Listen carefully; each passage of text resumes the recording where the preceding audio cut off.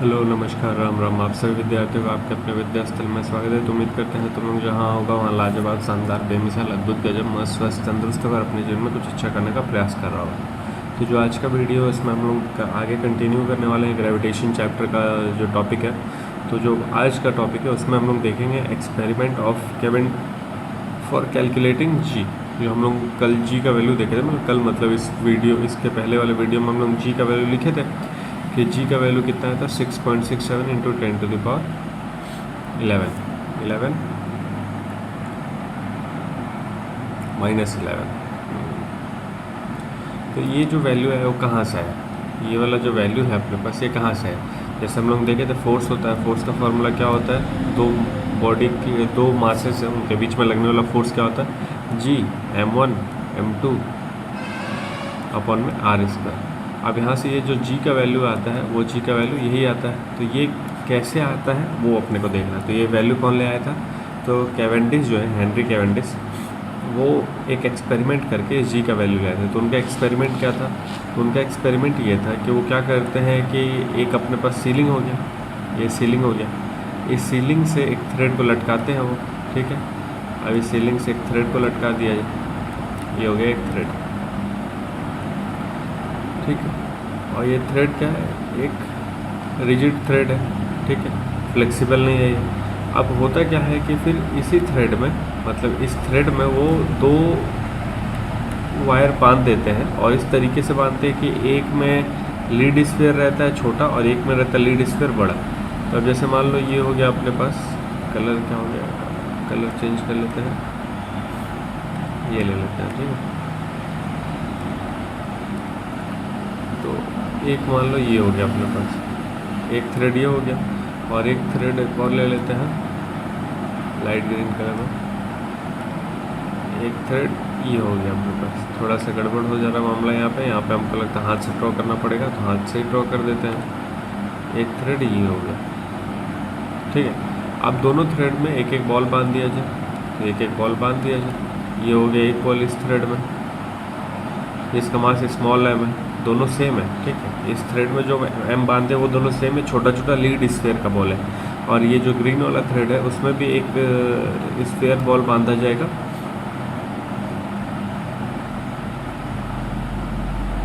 ये एक हो गया, थोड़ा बड़ा है ये, और एक ये हो गया, ये थोड़ा बड़ा है, ठीक है। देखो ये है, ये पॉइंट साइज में जो है लीड स्फीयर है स्मॉल, और जो इस ये है वो लीड स्फीयर है बिग, ठीक है। तो ये हो गया अपने पास।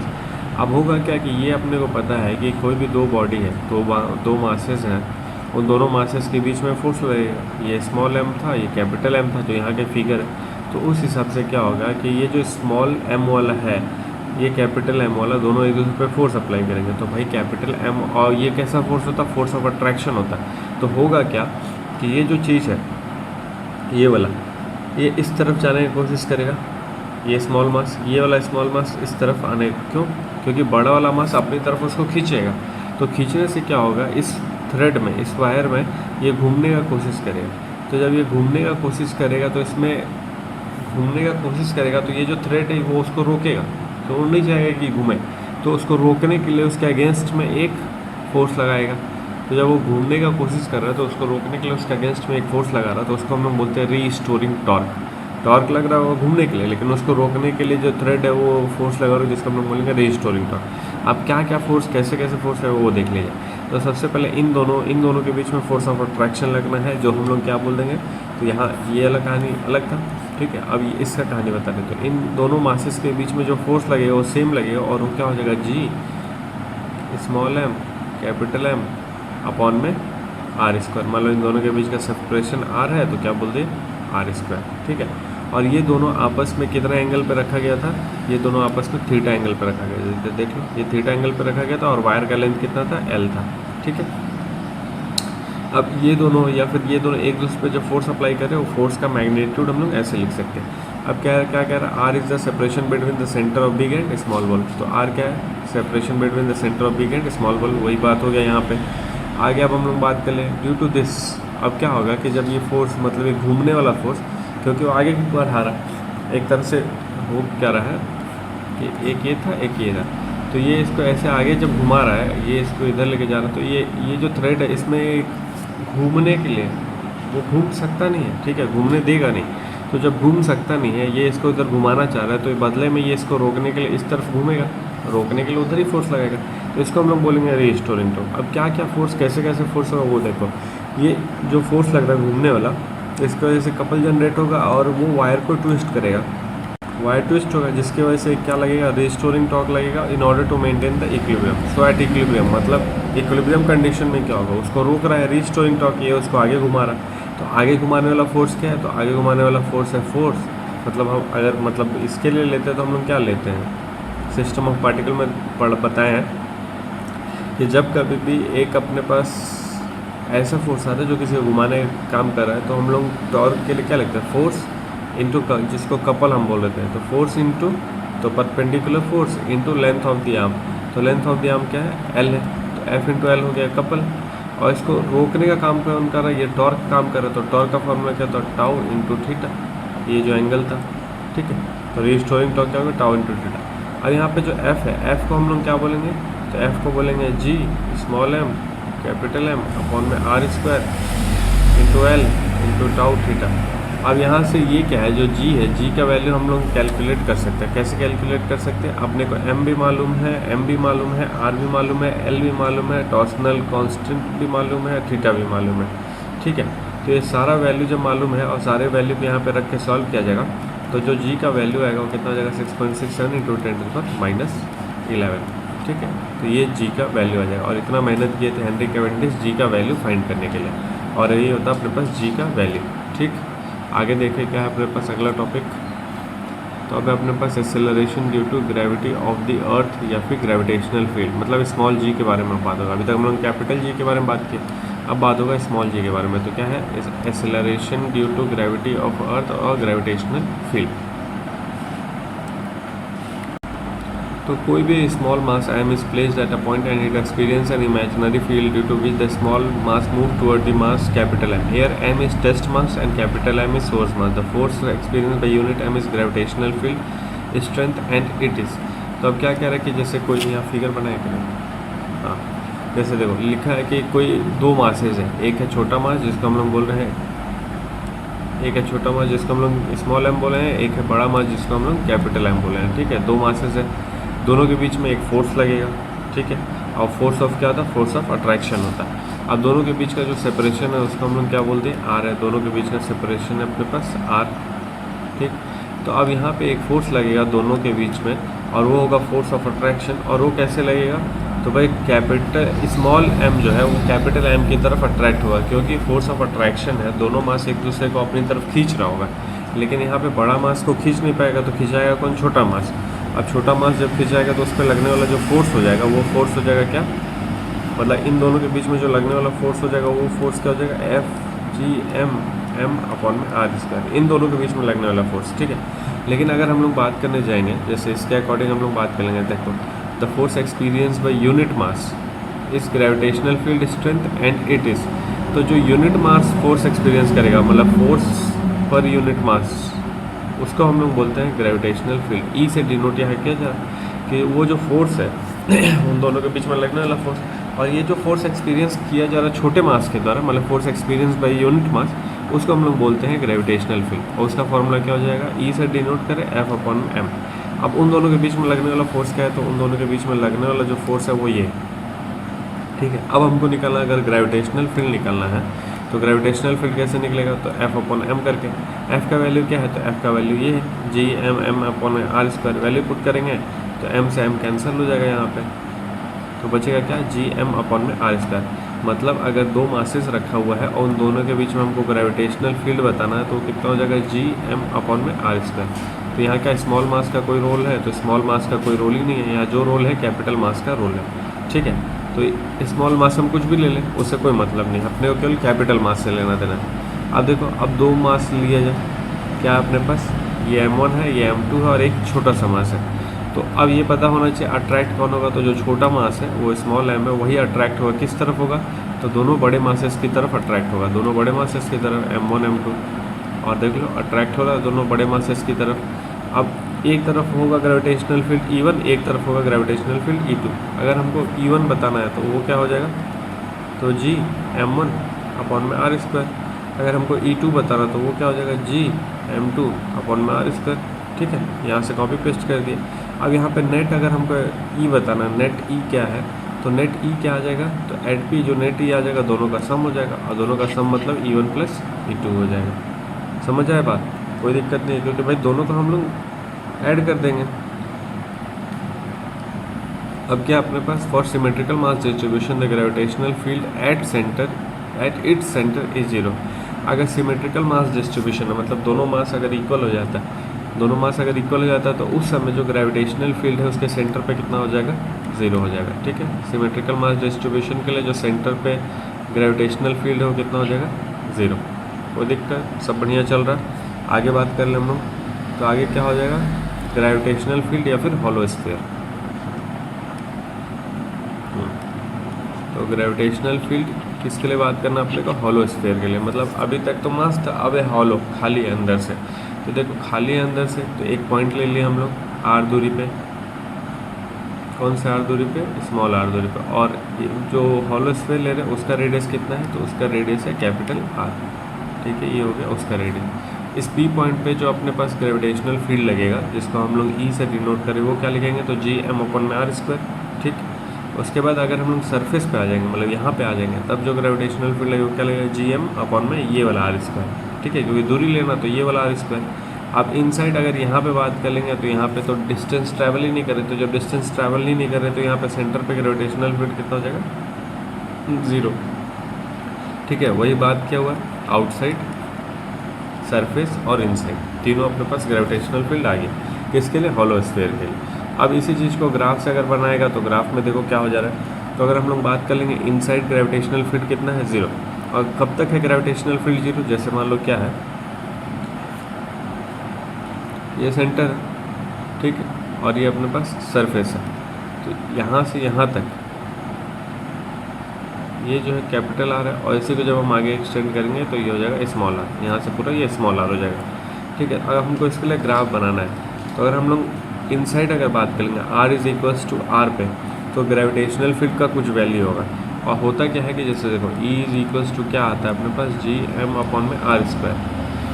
ठीक है, ये अगर ये बड़ा रहेगा, इसका वैल्यू बड़ा आएगा तो ये छोटा आएगा, होगा कि नहीं। डिनोमिनेटर अगर हम बड़ा लेंगे तो जो रिजल्ट आएगा वो छोटा आएगा। डिनोमिनेटर अगर छोटा रहेगा तो रिजल्ट जो आएगा वो बड़ा आएगा।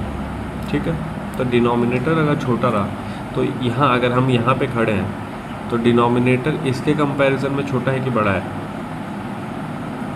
पूरे के कंपैरिजन में छोटा है। मतलब पूरा मतलब आउटसाइड के कंपैरिजन में जो सरफेस वाला डिनोमिनेटर है वो छोटा है। मतलब जो सरफेस पे ग्रेविटेशनल फील्ड होगा वो मैक्सिमम होगा, और जैसे जैसे हम लोग दूर जाएंगे ग्रेविटेशनल फील्ड डिक्रीज़ हो रहा। और स्क्वायर में, तो स्क्वायर में है तो कैसे डिक्रीज़ होगा, पैराबोलिक डिक्रीज़ होगा। तो जैसे जैसे हम लोग बाहर जा रहे हैं वैसे वैसे डिक्रीज़ हो रहा है। कैसे डिक्रीज़ हो रहा है, इस शेप में डिक्रीज़ हो रहा है क्योंकि स्क्वायर लगा हुआ है। ठीक है, और अगर हम लोग बात कर लेंगे यहाँ पे, ये वाला जो पॉइंट है अपने पास, वहाँ पे अपने को मैक्सिमम मिलेगा। कौन से पॉइंट पे, R is equals to R पे। क्योंकि यहाँ से अब क्या होगा, जैसे जैसे हम लोग यहाँ अंदर की तरफ आएंगे तो यहाँ अपने पास मास ही नहीं है। यहाँ अगर हम लोग बात करेंगे तो यहाँ तो मास ही नहीं मिलेगा अपने को। तो जब मास ही नहीं मिलेगा तो इन साइड भी क्या हो जाएगा, ज़ीरो हो जाएगा। तो जब मास नहीं है तो यहाँ तो मास का वैल्यू ही नहीं है, तो मास का वैल्यू नहीं तो ज़ीरो हो गया। तो मैक्सिमम जो अपने को मिलेगा वो कितना मिलेगा, R is equals to R पे मिलेगा, और वहीं पे अचानक मिलेगा। उससे पहले कितना मिलेगा, उससे पहले ज़ीरो मिलेगा। क्यों, क्योंकि उससे पहले जब हम यहाँ पे ट्रैवल करेंगे तो ज़ीरो मिलेगा, फिर अचानक अपने को ये कुछ मैक्सिमम वैल्यू मिल जाएगा अचानक ही। तो सबसे पहले ज़ीरो मिला, फिर अचानक ही मैक्सिमम वैल्यू मिल गया अपने को जैसे हम सरफेस पे पहुँचे। उसके बाद फिर से जैसे दूर जाने लगे तो डिक्रीज़ होने लगा। तो ये हो गया उसका ग्राफ, किसके लिए, gravitational field for hollow sphere के लिए। अब यही चीज़ हम लोग बात करेंगे सॉलिड स्फीयर के लिए। तो सॉलिड स्फीयर के लिए अगर हम लोग बात करने जाएंगे तो देखो सबसे पहले आउटसाइड अगर बात करें तो फार्मूला वही है, जी एम अपन में आर स्क्वायर। सरफेस पे बात करेंगे तो जी एम अपन में कैपिटल आर स्क्वायर। और अगर हम लोग इनसाइड बात करेंगे तो इनसाइड जिस हिसाब से हम लोग दूरी लेंगे उस हिसाब से अपने पास आएगा। जैसे क्या हो गया, मान लो अगर हम ये ले रहे हैं इनसाइड में ये ले रहे हैं, ये अगर पी पॉइंट है अपना इनसाइड, तो यहाँ पे क्या हो जाएगा, इतने मास को हमको लेना पड़ेगा। ठीक है, ये मास को हमको लेना पड़ेगा। उस हिसाब से क्या आएगा अपने पास, जैसे मान लो क्या हो गया मास डेंसिटी, तो मास डेंसिटी क्या हो जाएगा, मास अपॉन में वॉल्यूम। रो जो है mass density, mass upon volume कहने का मास और वॉल्यूम 4/3 पाई आर क्यूब। अब हम इतने इस मास के लिए अगर केवल बात करें जिसको एम डैश बोल रहे हैं, पूरे का मास क्या है, पूरे का मास डेंसिटी रो है, मास पर यूनिट वॉल्यूम अगर बात करने जाएंगे तो ये आएगा अपने पास। और केवल इस छोटे से मास के लिए अगर हमको बात करें तो डेंसिटी तो सेम रहेगा, तो डेंसिटी इंटू वॉल्यूम का मल्टीप्लाई, वॉल्यूम कितना हो जाएगा वी डैश, तो उसका वॉल्यूम क्या हो जाएगा 4/3 पाई स्मॉल आर क्यूब।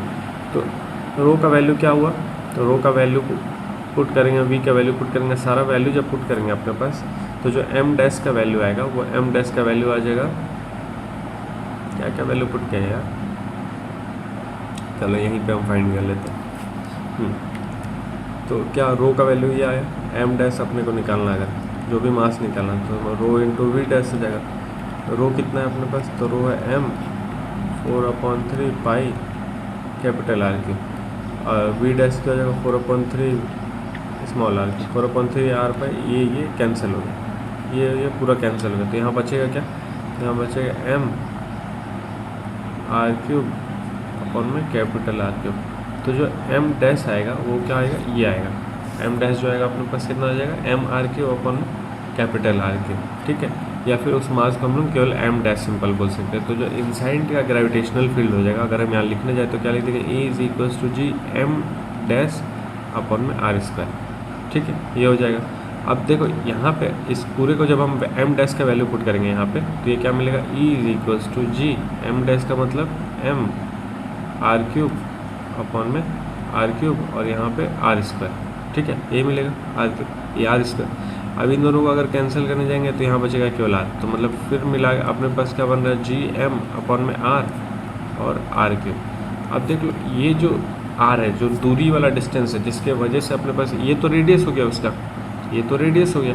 हम लोग का जो वैल्यू है, जो ई का वैल्यू है, ग्रेविटेशनल फील्ड का वैल्यू किन किन चीज़ों पे डिपेंड करता है वो अगर हम बात करने जाएंगे, जैसे यहाँ पे अगर हम बात करेंगे स्मॉल आर पे तो इन्वर्सली डिपेंड कर रहा है, पहला वाला जो है उस पर इन्वर्सली डिपेंड कर रहा है। पेन का कलर चेंज करके लिखते रहते हैं, पहले वाले पे जो डिपेंडेंसी है ऐसे, ठीक है, देख लो ई इन्वर्सली में आर स्क्वायर। दूसरे वाले पे डिपेंडेंसी कैसा है, तो दूसरे वाले पे डिपेंडेंसी है capital R, a inversely capital R, क्योंकि हाँ इस केस में R is equals to R हो जाएगा।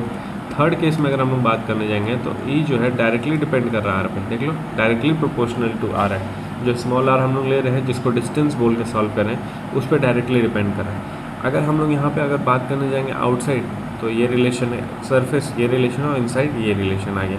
अब ई पी कहने का मतलब हो गया इस पॉइंट पर अगर हमको ग्रेविटेशनल फील्ड निकालना है तो किस किस वजह से लगेगा, और ये क्या है, सॉलिड स्फीयर है। तो ई पी पे अगर हमको ग्रेविटेशनल फील्ड निकालना है तो ड्यू टू आउटसाइड सेल और ड्यू टू इनसाइड स्फीयर।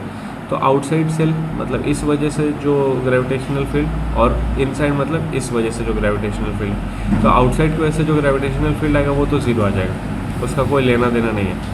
अब इनसाइड की वजह से जो ग्रेविटेशनल फील्ड आएगा उसके बारे में क्या मिलेगा, तो इनसाइड की वजह से ग्रेविटेशनल फील्ड यही तो मिलेगा, जी एम डैश अपन में आर स्क्वायर, देखो वही तो लिखा गया जी एम डैश अपन में आर स्क्वायर। अब एम डैश का वैल्यू क्या है, रो इंटू वी डैश, ठीक है।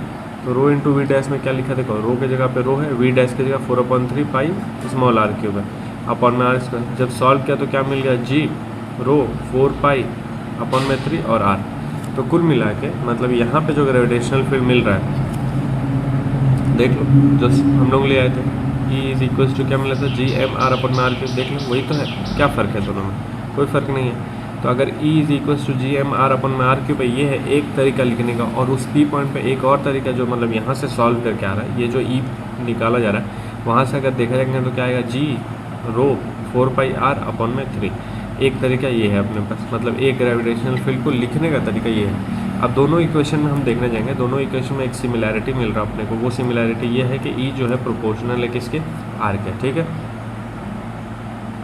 तो अब देखा जाए इस चीज़ का ग्राफ, मतलब ग्रेविटेशनल फील्ड ये देखो दोनों में फ़र्क क्या है, दोनों में फ़र्क ये है, यहाँ पे मास से रिलेट किया जा रहा है, यहाँ पे डेंसिटी से रिलेट किया जा रहा है। तो अगर अपने पास जो भी बड़ा मास दे रखा है उसका अगर डेंसिटी दे रखा है तो डेंसिटी के हिसाब से हम ये सॉल्व करेंगे, मतलब ये वाला फार्मूला अप्लाई कर देंगे, और मास दे रखा है तो उस हिसाब से हम ये फार्मूला अप्लाई करेंगे। तो दोनों में कोई फ़र्क नहीं होना चाहिए, दोनों एक ही चीज़ है एक तरह से अगर देखा जाए, देख लो क्योंकि भाई वही सॉल्व करके तो ये आ रहा है अपने पास, ठीक है। तो अब क्या बात कर लें, हम लोग बात कर लेंगे ग्राफ के बारे में। तो ग्राफ कैसा देखने को मिलेगा, तो ई है अपने पास और आर है अपने पास। आर क्या है, डिस्टेंस होता है। तो ग्राफ में यहाँ पे अपने को देखने को मिलेगा कि जब जैसे जैसे हम लोग इनसाइड से ग्राफ बना रहे हैं, हम लोग इनसाइड से आउटसाइड की तरफ जा रहे हैं, तो डायरेक्टली प्रोपोर्शनल है। ई और आर का रिलेशन क्या है? डायरेक्टली प्रोपोर्शनल है। कैसे? इनसाइड से सरफेस तक। तो इनसाइड से सरफेस तक का डायरेक्टली प्रोपोर्शनल है, मतलब इंक्रीज़ करेगा, ये हो गया। उसके बाद सरफेस पे मैक्सिमम मिलेगा अपने को, ठीक है, सरफेस पे मैक्सिमम मिलेगा। उसके बाद फिर डिक्रीज़ करेगा, कैसे? स्क्वायर में, तो डिक्रीज़ का ये बन गया।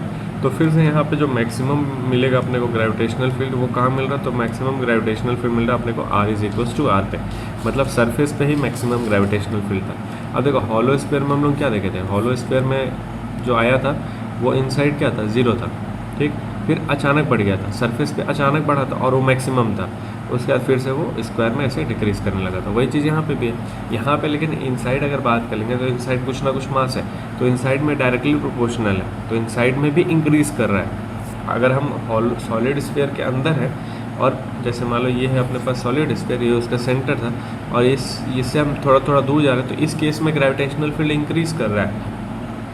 जैसे हम आर को बढ़ा रहे हैं, आर से कैपिटल आर की तरफ जा रहे हैं, तो इंक्रीज़ कर, सरफेस पे पहुंचेंगे तो मैक्सिमम हो जाएगा। फिर अगर हम दूर जाने लगेंगे तो फिर वो डिक्रीज़ करने लगेगा, ठीक है। तो ये हो गया सॉलिड स्फीयर का कहानी। तो उम्मीद करते हैं ये समझ आएगा। अब हम लोग बात करें, earth is a solid sphere and its gravitational field is G. तो जो अर्थ है अपना वो क्या है? एक सॉलिड स्फीयर है। जो हम लोग सॉलिड स्फीयर के लिए सीखे वही है सॉलिड स्फीयर अर्थ अपना, और उसका जो ग्रेविटेशनल फील्ड है उसको हम लोग क्या बोलते हैं? स्मॉल g से डिनोट करते हैं। तो अर्थ के ग्रेविटेशनल फील्ड को स्मॉल g से डिनोट किया जाता है। तो और उस चीज़ को लिखने का जो तरीका हो जाता है, मतलब हम लोग ग्रेविटेशनल फील्ड जो है अर्थ को, उसको स्मॉल g से डिनोट करके लिखते हैं, और उसका एक वैल्यू आता है, क्योंकि वो भी एक कांस्टेंट है, उसका एक वैल्यू आता है 9.8 मीटर पर सेकेंड स्क्वायर। वो वैल्यू क्या होता है? एक्सेलरेशन ड्यू टू ग्रेविटी क्या होता है? अब इसको देख लिया जाए। तो जो अगला हेडिंग है एक्सेलरेशन ड्यू टू ग्रेविटी। देखो नाम से ही लग रहा है एक्सेलरेशन ड्यू टू ग्रेविटी, कहने का क्या मतलब है कि जो एक्सेलरेशन ग्रेविटी प्रोड्यूस करेगा उसी को हम लोग बोलेंगे एक्सेलरेशन ड्यू टू ग्रेविटी। मतलब ग्रेविटी की वजह से जो एक्सेलरेशन आएगा किसी भी बॉडी में, उसको हम लोग बोलेंगे एक्सेलरेशन ड्यू टू ग्रेविटी। अब इसका कहानी देख लीजिए। The force of attraction exerted by earth on a body, मतलब अर्थ किसी वो बॉडी पे फोर्स ऑफ अट्रैक्शन लगाएगा, इज कॉल्ड ग्रेविटेशनल पुल और ग्रेविटी। एंड इस acceleration produce in a motion of a body under the effect of gravity is called acceleration due to gravity and is denoted by small g। जैसे ये है, अगर हम इसको छोड़ेंगे तो ये मोशन करके नीचे की तरफ आ रहा ना, इसको कौन खींच रहा? जो अभी हम लोग देखे थे, दो मासेस के बीच में लगने वाला फोर्स, एक मास ये एक मास ये है, तो दो मासेस के बीच में लगने वाला फोर्स कुछ होता है ना, तो वही फोर्स तो है। ये एक मास m है और अर्थ अपना एक कैपिटल मास, कैपिटल मतलब कैपिटल मास m है, और दोनों के बीच में अभी देखो दोनों के बीच में एक फोर्स ऑफ अट्रैक्शन लग रहा है, जिसको हम रोक के रखें, मेरा हाथ रोक कर रखें। लेकिन जैसे हम अपना फोर्स हटा देंगे, क्या होने लग रहा है? नीचे आ रहा। तो नीचे आ रहा मतलब क्या हो रहा? अट्रैक्टिव फोर्स लगा रहा है कौन? अर्थ लगा रहा। तो वो वाला बात हो गया, दो मासेस एक दूसरे पे फोर्स लगाते हैं, वो वाला बात हो गया। अब इसको जो खींच रहा है वो कौन खींच रहा है? अर्थ खींच रहा है। किस अर्थ जब इसको खींच रहा है तो इसमें कुछ एक्सेलरेशन आ रहा है, वो एक्सेलरेशन जो है उसी एक्सेलरेशन को हम बोलते हैं एक्सेलरेशन ड्यू टू ग्रेविटी। समझ आया बात? मतलब जैसे हम इसको छोड़े, इसमें फोर्स लगा, मास है इसके पास, फोर्स लग रहा है, तो कुछ ना कुछ एक्सेलरेशन होगा। तो ये जो एक्सेलरेशन प्रोड्यूस हो रहा, कौन प्रोड्यूस करा? अर्थ प्रोड्यूस करा। तो अर्थ किस वजह से प्रोड्यूस करा? अपने ग्रेविटी की वजह से प्रोड्यूस करा। तो इसीलिए इस एक्सेलरेशन को हम लोग बोलते हैं एक्सेलरेशन ड्यू टू ग्रेविटी। समझ आए बात? इतना क्लियर हुआ? अब ये जो एक्सेलरेशन ड्यू टू ग्रेविटी है, इसका वैल्यू कैसे निकालते हैं वो देख लिया जाए। तो सबसे पहले अभी हम लोग क्या बात किए कि दोनों मास के बीच में लगने वाला फोर्स क्या हो जाएगा? तो F(g)m(m)/r², ये मालूम है अपने को। और इसके ऊपर एक और फोर्स लगता है, जो force is equal to mass into acceleration वाला होता है, वही चीज़ force is equal to mass into acceleration.